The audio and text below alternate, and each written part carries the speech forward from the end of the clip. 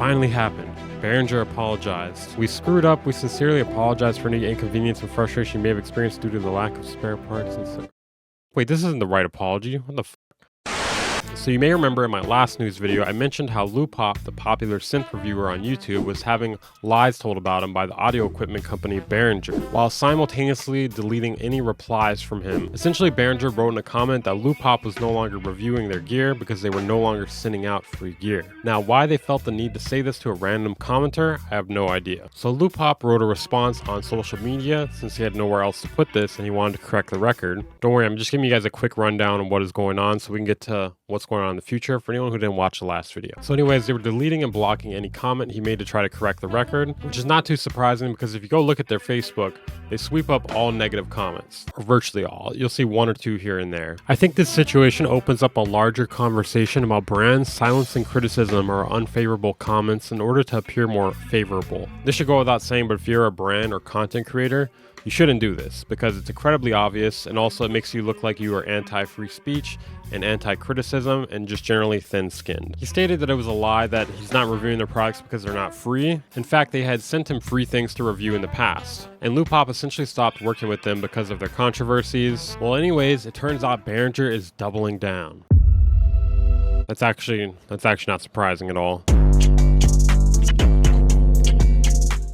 Let's read their apology. Why we don't pay to play. We understand that our social media administrators may not always get it right, as they may not be aware of the complete history of the changing nature of people and situations. All they had to say is, "Sorry we made up that shit about Loopop," or "Sorry, we got that wrong about Loopop." Also, why is their social media guy getting so personal? Behringer is being run as if it's a single person controlling the whole company, and they actually have 3,500 employees. So I genuinely do not understand why everything seems to get so personal with them. Another thing that is strange is if it's just a matter of a social media admin getting things wrong, then why are you blocking and deleting comments regarding the situation or from Loopop himself? It seems like a little bit more than a single mistake. However, we have implemented clear marketing policies to avoid any conflicts of interest. We do not pay for reviews from media or influencers. If they choose not to support us for any reason, we are perfectly fine with it. This I actually agree with. No company should be paying for their products to be reviewed. That is a conflict of interest. You should not be getting paid to review a product because no one knows if they can trust you anymore. Now, I'm sure there are people that will still deliver a fine review, but the fact there are so many people that would not ruins it for everyone.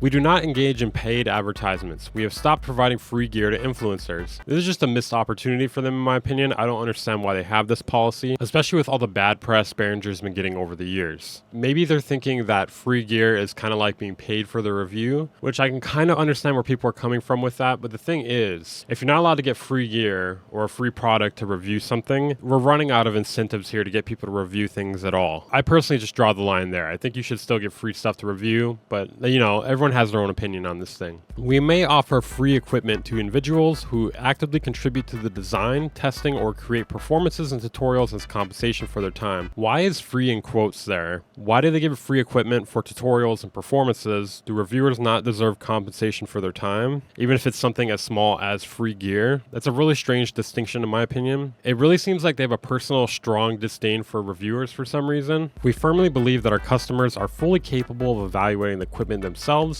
and making informed decisions. Our primary goal is to pass on the savings directly to them. How are they to evaluate it? There is no free trial. Not everyone has a recently stocked up and well-equipped guitar store or synth store near their house. One suggestion I saw from Behringer is to buy it from a retailer, then return it if they don't like it, which seems to be more convenient for everyone involved. How are they to make an informed decision when the only information they have is based off your website and performances and tutorials? Now, I'm sure they exist, but I can't say I've ever seen a Behringer performance video. If this means we lose sales because the media and influencers don't support us, we don't care. It's their decision, but they also said they are passing on the savings to their customers. Now, are they saying they might lose sales because of it? Which is it? Our only concern is ensuring the integrity and authenticity of our products and maintaining transparency with our customers. Well, that's not true. Deleting all your comments regarding your brand is not transparency with your customers. Maybe you personally are being transparent with them, sorta. Censoring everyone else is not transparency. Behringer is a brand that copies other people's products. I don't think they get to talk about authenticity and integrity. We understand that not everyone likes us because we are disrupting the market, but nothing will stop us from delivering utmost value to our customers. That's what we stand for, and this will never change. Now, they do deliver value, but I don't think most people dislike them because of them disrupting the market. That could be part of it, sure. They dislike you for a whole host of other reasons. Should I make a list? The current cork sniffer, which is perceived as anti-Semitic by a lot of people, and also kind of weird since you were targeting a journalist who was criticizing you. Censorship of dissenting opinions,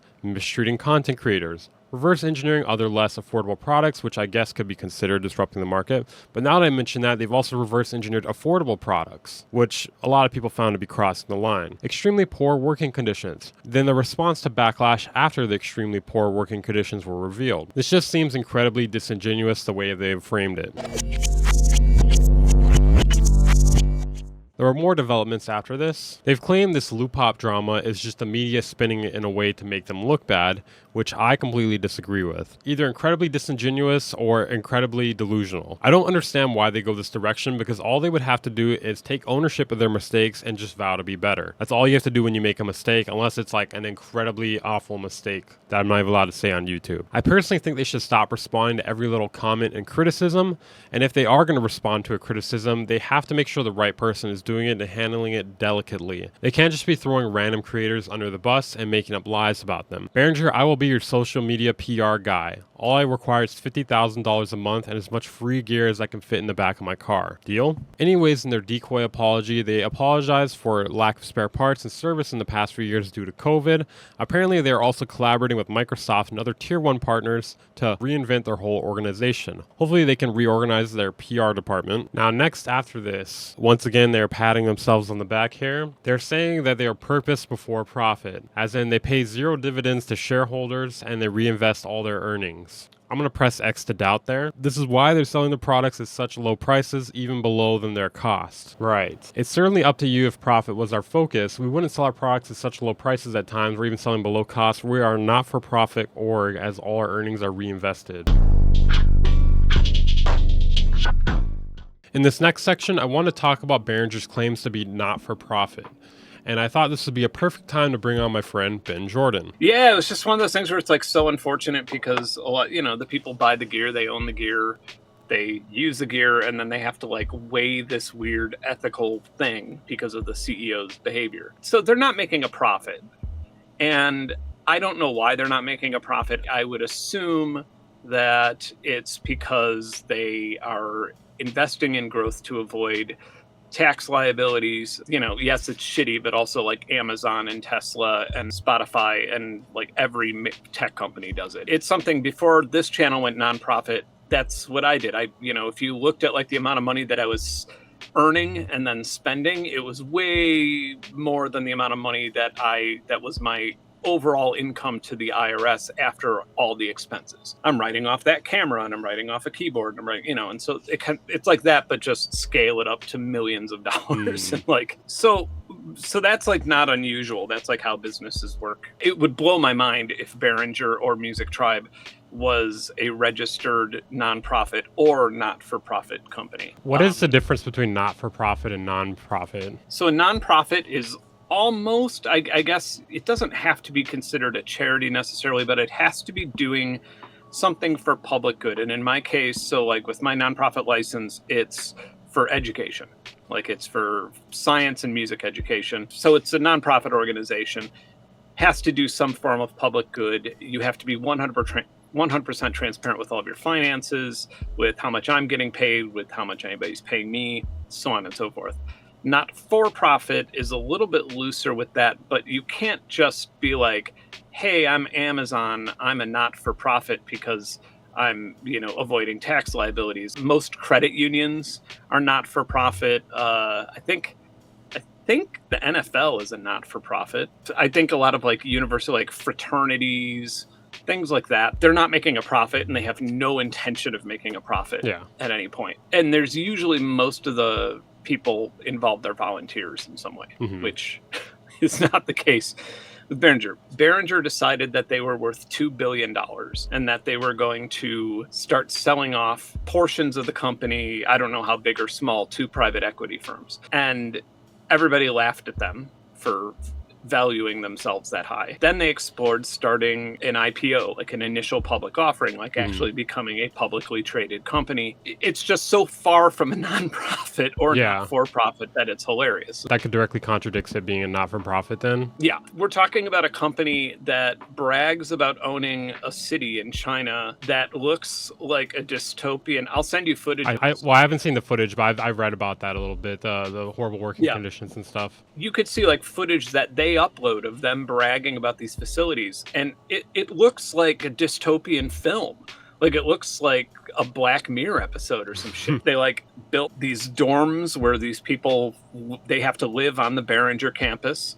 They're allowed to play basketball and pool. There's a bakery and they eat on the Behringer campus, and then they go work and, inhale solder fumes or whatever it is. And you're a not-for-profit, like what public good are you serving? Yeah. It just sounds like you're doing what Apple does, but with music and with even less ethics and with like less oversight, because you're not as big of a company, so not as many people are paying attention. Them saying that less than a year after exploring becoming an initial public offering. Can any company that's like not making money just be like, I'm a not-for-profit organization? Do you know what I mean? Like if I spend a lot of money, I could just be like, I'm a not-for-profit organization. You got to be really careful, because the thing is like if you make people feel, and this is where that post is problematic, and I think it's more in the comments where it's problematic, where they say something where someone could, like if you're in a court case and you had an FTC prosecutor, the United States of America FTC versus Music Tribe. And if you had that, their argument would be, you are making people feel like they are contributing to the public good by buying your products, when they are just enriching you. Yeah.